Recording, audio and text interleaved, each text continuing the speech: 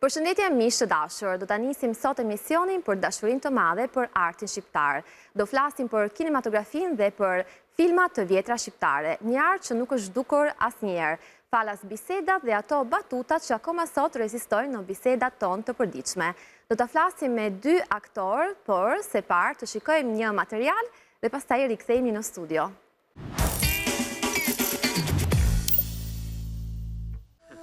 Gjatë ditës tonë përdorim her pas here batuta e shprehje nga filmat e vjetër shqiptar, që edhe sot e kësaj dite i kanë rezistuar kohës. I tillë është edhe Skena në Treko, një emision radiofonik që i dedikohet artit shqiptar, sidomos atij skenik.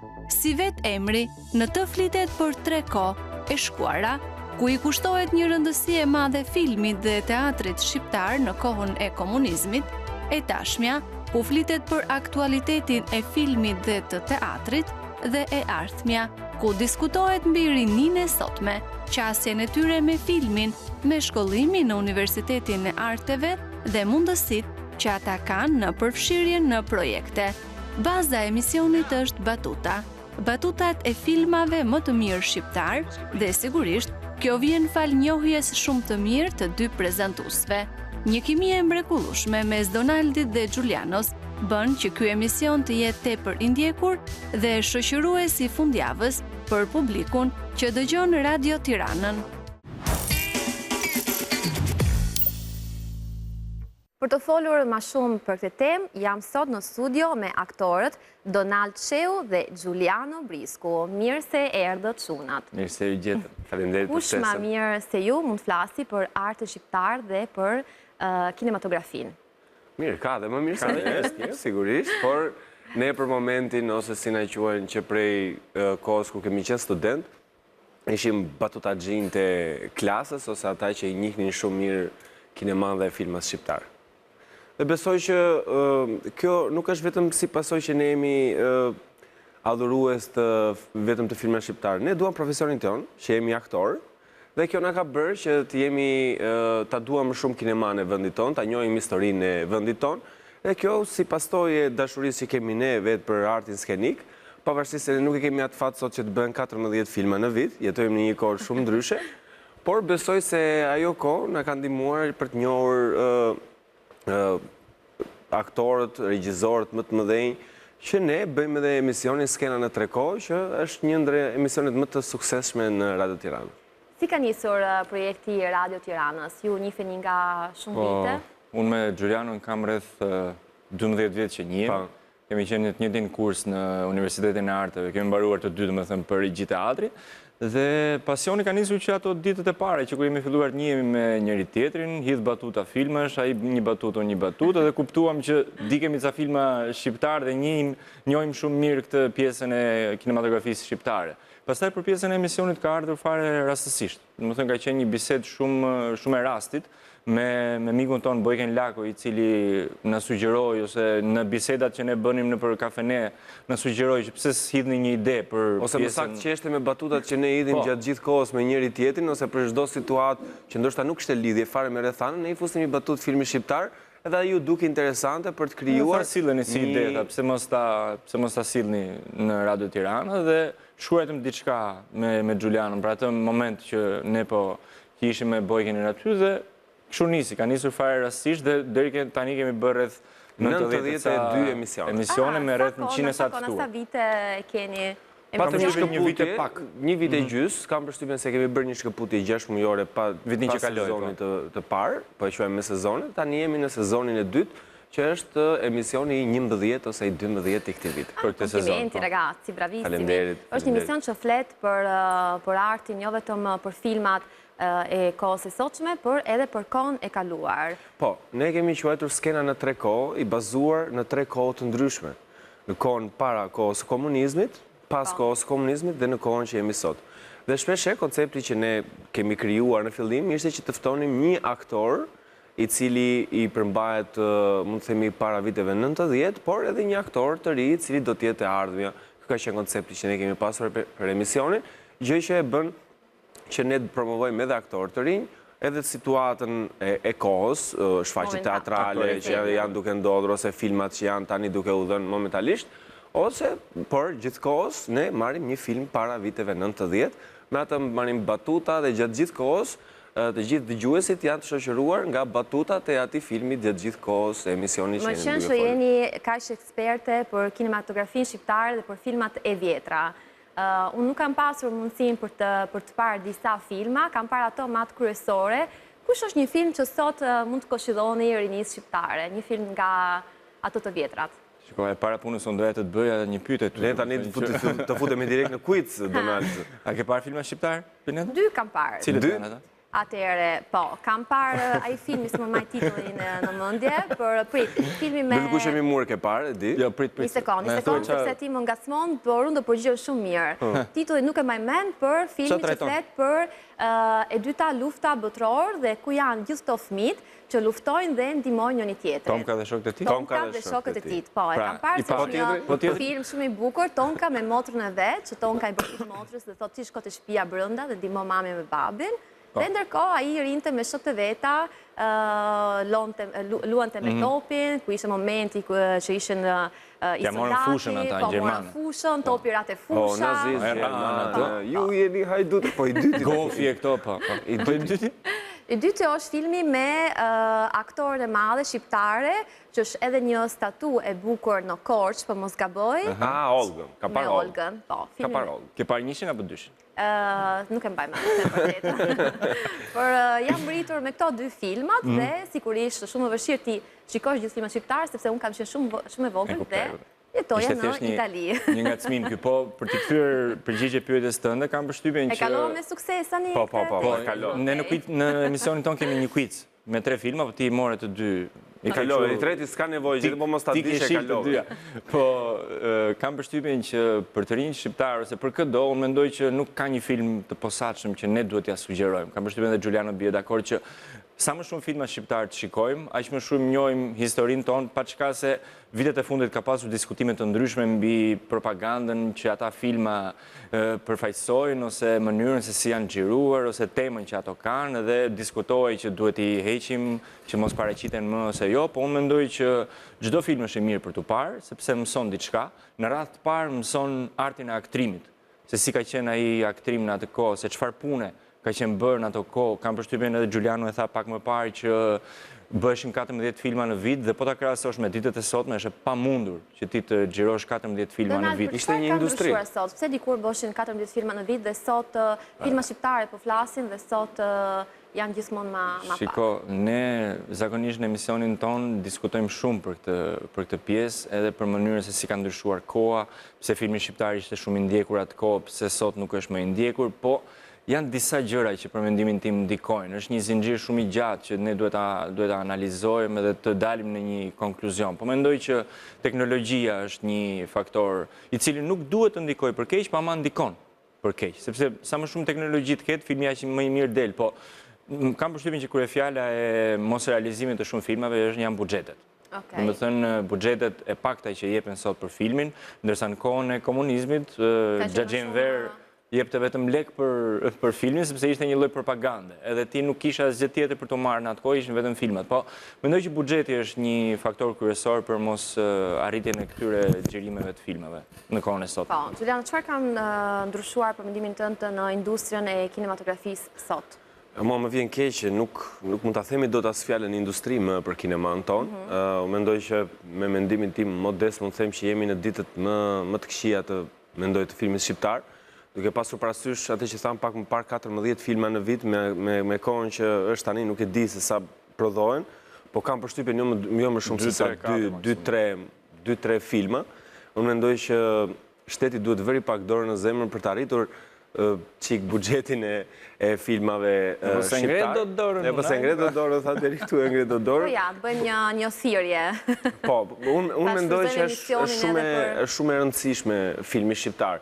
Por prapë mendoj që filmat shqiptar kanë ngelur në mendjen e shqiptarëve dhe domosdoshmërisht ato janë bërë pjesë e jetesës tyre duke u bërë në përditshmërinë e tyre ata përdorin batutat dhe nuk shkulen kollaj filmat shqiptar nga mendjet. Prandaj edhe unë mendoj që emisioni jon është i nevojshëm është i nevojshëm për të rikthyer edhe një herë, ndoshta me një analizë pak më të thelluar atë që bëj unë me Donaldin, por edhe me të ftuarit.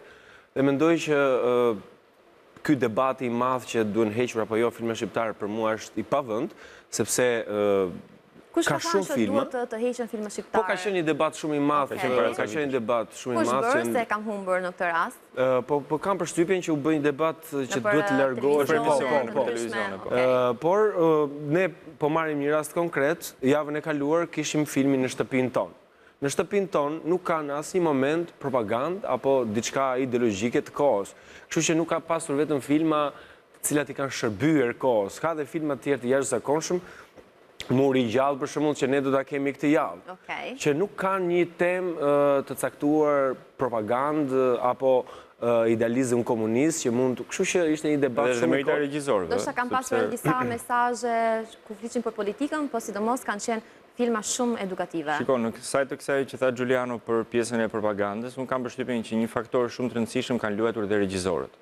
Do të thënë ka shumë regjizorë të jashtëzakonshëm që na kanë lënë këtë trashëgimi shumë të madhe, po kanë qenë edhe shumë të zgjuar për ti bërë bisht, le të themi, asaj propagandës. Dhe kanë qenë shumë regjizorë që e kanë pohuar dhe me gojën e tyre që kanë thënë që unë jam përpjekur në maksimum që të mos kem pjesë propagandistike të komunizmit apo të koncert në vitin 36. Po, domethënë të trajtoj atë që unë kam në mendje, domethënë atë që unë dua të them, jo të them diçka për komunizmin ose të shërbej partisë, si thua. Dhe kam përshtypjen që ajo që tha Giuliano, regjizorët kanë luajtur një rol shumë të madh. Dimitra Anagnosti dhe Viktor Gjika sigurisht janë më të mëdhenjt, por ka dhe shumë të tjere, Sat Musliu, Muharrem Feyzo, Erebara, ka pafund regjizorë që i ka dhënë, në mos gaboj, në total janë diku rreth 217 filma shqiptar, gjë që është një numër që te kalon dhe numrin e popullsisë për atë kohë. Do me thënë në atë kohë 14 filma duheshin bërë për një popullsi që ka qenë mbi 20 milion banor. Ndoshta as në Itali nuk bëshin ka shumë filma në një vit mendoj. Po, do të futëm të kërkoj pak. Po, nuk e di. 60 milion në banor, për ishën filma të Fellini dhe këto aktorë të mdhaja, po 12-14 filma janë goxha shumë për një shtet kaq të vogël. Shumë janë. Me thënë drejtën dhe është e habitshme që sot ka një rënje shumë të madhe dhe shpresojmë shumë që të ngrihet, jo vetëm për nese, dhe ne duhet të bëjmë filma, se jemi dhe vetë aktorë, të bëjmë në një rol. Mos të komentojmë gjithmonë në rolet e kohës komunizmit. E vuni pak si aktor të pjesën? Po, sigurisht. Unë personalisht po, e ndjej si një, ose më saktë nga që një nga frymëzimet që unë jam rritur edhe kam qenë i dashuruar pas teatrit dhe pas filmit, gjë që më bëri që unë të futem në Akademinë e Arteve dhe të jem aktor sot, kanë qenë ata filma shqiptar. Dhe sigurisht sot, duke parë këtë ndryshim kaq të madh të epokës, sigurisht jo vetëm për keq, dhe ka dhe gjëra për lirinë e fjalës e tjera, ka shumë gjëra të mira, por sigurisht që ndihem keq dhe mendojmë me vete si do të isha unë ose brezi jon nëse do të ishim në atë kohë. Sa filma do të kisha luajtur apo sa shfaqje do të kisha luajtur? Tani do ju ngacmoj pak Donald Giuliano, keni menduar nganjëherë të hikni nga Shqipëria dhe të bëni aktor në një vend tjetër shtetit? Për mua është pothuajse e pamundur. Do me thënë, të jesh, në qoftë se do kisha lindur një vend të huaj, ose do ishte pak me lehtë, por për mendimin tim është gati e pamundur për ta nisur nga e para, aq më tepër. Për shkakun e gjuhës ose për arsye të tjera? Nuk e mendoj, por unë mendoj që vetë teatri është pak ka një lloj është i mbyllur përveç faktit që duhet të jetë nacionaliteti është krenari. Është krenari. Unë nuk mund të jem dot aktori i teatrit kombëtar të një vendi tjetër, por duhet të jem aktori i teatrit kombëtar të vendit tim. Kam përshtypjen se është diçka emocionale si lojtarët e kombëtares. Sigurisht që edhe arti është një ndër gjërat që krenohen popujt. Kështu që kam përshtypjen, sigurisht që mund të luaja role të Tani të merë në telefon Paolo Sorrentino dhe të thot Giuliano, do vish të bësh një film me mua dhe me një aktore Hollywoodit, i të thosh jo, absolutisht. Po jo, kjo ndryshon klik. Jo, shikon, kam përshtypjen që është një faktor shumë rëndësishëm, sidomos sepse teatri dhe filmi janë dy gjëra të ndryshme, mendoj që për teatr gjua është shumë e rëndësishme. Më thënë, ti të bësh një teatr në një vend huaj, është gati e pamundur. Për një njeri i cili ka një gjuhë komplet tjetër, është rritur në një vend tjetër, për shembull ti do ishe shumë mirë për të bërë një film. Unë kam bërë një film personalisht. Pikërisht, po edhe në teatr, nëse e zëm do kishe vazhduar aktrimin ose këto, ti mund të ishe shumë e përshtatshme edhe pse je shqiptare, mund të ishe shumë e përshtatshme për të luajtur në një teatr italian.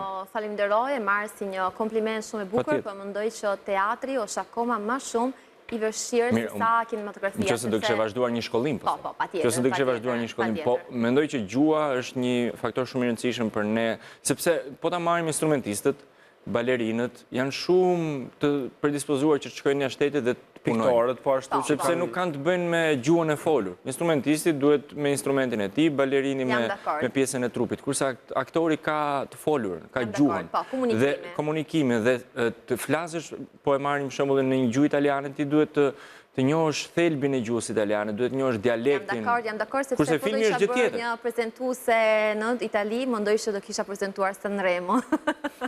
Patjetër, me komunikimin tim italian kaq perfekt. Po ti e bën dhe shqipen shumë mirë. Faleminderit, bëj Po shaka. kam përshtypjen që filmi është një gjë tjetër. Më thënë filmin mund ta bësh. Kemi rast. Sepse kemi rast për shembull është një nga serialet më on top të momentit që është Gangs of London, që luan aktori shqiptar Orli Shuka. Po aty ka rol shqiptari, prap se prap, por prap sigurisht nuk themi që është gati e pamundur, por probabiliteti është shumë i ulët. Ka pasur po, dhe aktori Nik Gjelile që por kanë pasur një bazë gjuhë, një background për të shkuar direkt në një sheshgjërimi të huaj. Dërsa të shkosh tani me një herë është pothuajse për mua personalisht duket gati. Ne Shqipëri nuk e lëm. Është step by step. Dhe nuk i diet asnjëherë në jetën çfarë mund të ndodhi. Dhe këshilla ime si gru 20 vite diferencë, bëj shaka, se jemi moshatar, po flas sikur kupton kam gjithë eksperiencë, është që mbajmë gjithë derët hapur. Se në jetë nuk i diet asnjëherë çfarë mund të ndodhi. Kush hyn e kush del. Kush është pika juaj e fortë si aktor dhe si prezantues, një si aktor dhe një si prezantues, moderator. Po e nisë te aktori, se prezantues. Po, më thuaj. Jo, zgjë. Kemi më pak kohë. Kam përshtypjen që pika më e fortë si aktor, po flas ndoshta edhe në emër Gjulianës, pa ai do flasë edhe vetë, ka qenë serioziteti që na ka shoqëruar për gjatë viteve. Edhe këmbgulja, edhe mosbërja e kompromiseve dhe mosmarrja e diçkaje pa që nuk është e jona, që nuk e meritojmë, e pa merituar. Kam përshtypjen, besoj që po, sepse puna që në akademi na ka mësuar, pedagogët tanë na kanë mësuar që serioziteti është gjëja më kryesore që ty të çon drejt suksesit, po them thojza. Është vërtet, duket pak klishe ajo shpreha që është 99% punë dhe 1% talent, është pak klishe, po mendoj që funksionon dhe është e vërtet. Më thënë, nuk ka rëndësi talenti shumë i madh se sa ajo përditshmëria në punë dhe serioziteti që ti e merr punën. Jam shumë dakord me ty, po do vejmë edhe një përqindje për fatin, se dhe fati ka një rol. Patjetër. Po, atëherë po bëjmë 90%. Më thanë që ju jeni batuta gjithë dhe unë tani fillova. Shumë mirë, shumë seriozisht Donald. Në të provë, më falë. Hajde të keqe se mos na zerë në ishi. Ka ishte një fjala se unë është një batut filmi shqiptar. Batut filmi shqiptar. Po, edhe fati sigurisht. Ndërsa për prezantimin kam përshtypjen që na karakterizon kjo spontaniteti. Ne jemi shumë spontan aty në emision, flasim siç flas në përditshmëri me Gjulianën, nuk kemi kështu filtra ose gjëra. Edhe ato lapsuset që bëjmë ndonjëherë nuk përpiqemi të themi, më fal se bëra një lapsus, ama ja përdorim njëri tjetrit në formë shakaje. Dhe besoj që prezantimi që e kemi filluar kohët e fundit, spontaniteti është kryesor. Jam dakord. Po ti, çfarë mendon për fjalët që sa shoku jote i nderuar? Puna është sigurisht që disiplina është arma më e fortë e një aktorit, por unë do të prekja vetëm një hallk tjetër që është e pashmangshme, që është koha sot e rrjeteve sociale, e televizionit, e blogerëve, është koha kur ti je një aktor teatri, është shumë e vështirë. Për të pasur gjithë atë aureolën ashtu siç duhet të kenë aktorët në të vërtetë. Po them për një kohë shumë të gjatë. Aureolën dhe vëmendjen mendoj. Po, patjetër. Por po të marrim. Nuk e di sa jam dakord me ty me këtë mendimin, sepse unë njoh 2 aktor italian shumë të mira që bëjnë teatro. Djali punon në Mediaset, bën to sketch tipë si Zeling. Dhe bashkëshortja punon në teatr. Të dy janë shumë të fortë, shumë të njohur në Itali. Dhe e kanë përdorur media sociale për të bërë skeç me njëri tjetrin, po në mënyrë shumë teatrale, shumë komike dhe shumë të bukur. Dhe falas rrjetet sociale dhe Instagrami, ato në teatr janë akoma më shumë të kërkuar, sepse i vinë edhe gjithë fansat që ndjekin, jo vetëm ato që i njohin në mënyrën profesionale në teatr, por edhe fansat që njohin nga rrjetet sociale. Dhe kanë shkuar shumë mirë këtë pjesë. Jam shumë dakord me ty, por nëse të ishte një realitet krejt tjetër. Sepse njerëzit do të më njihnin më shumë vetëm në rrjetet sociale dhe pjesa e teatrit do të ishte harruar fare. Këtë isha duke thënë që vëmendje duhet të marri edhe shumë skena. Jo vetëm për mua personalisht, po për gjithë aktorët.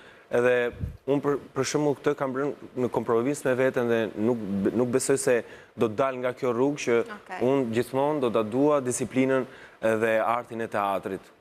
Pa bërë kompromis për të kaluar, për të arritur të teatrin në një formë tjetër. Domethënë e dua teatrin drejt për drejt, ashtu siç është, pa kompromiset e kësaj rruge. Megjithatë, kjo është një rrugë shumë e gjatë, është një rrugë shumë e vështirë, po është një rrugë shumë e sigurt, njëkohësisht. Është një rrugë aq e sigurt sa që asnjëherë nuk të lejon që të marrësh me vete edhe mund të themi budalliqet e rrjeteve sociale.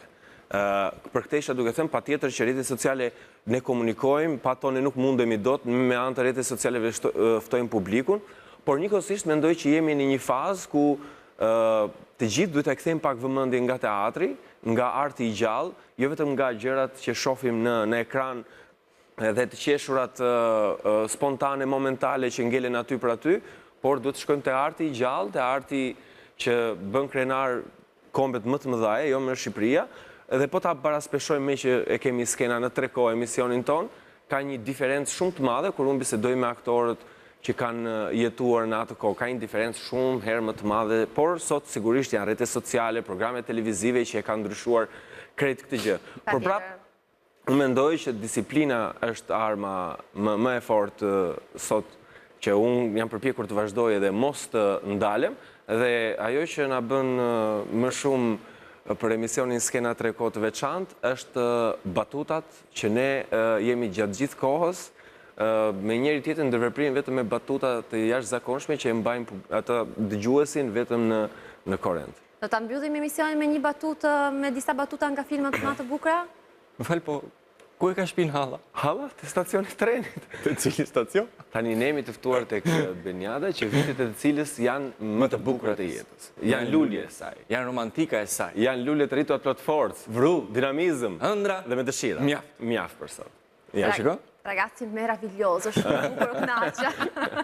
Dhe kështu ju faleminderoj për këtë bisedën kaq të bukur dhe të këndshme. Faleminderit shumë. Faleminderit Jonathan. Ne shkojmë pak në publicitet dhe rikthehemi pas pak.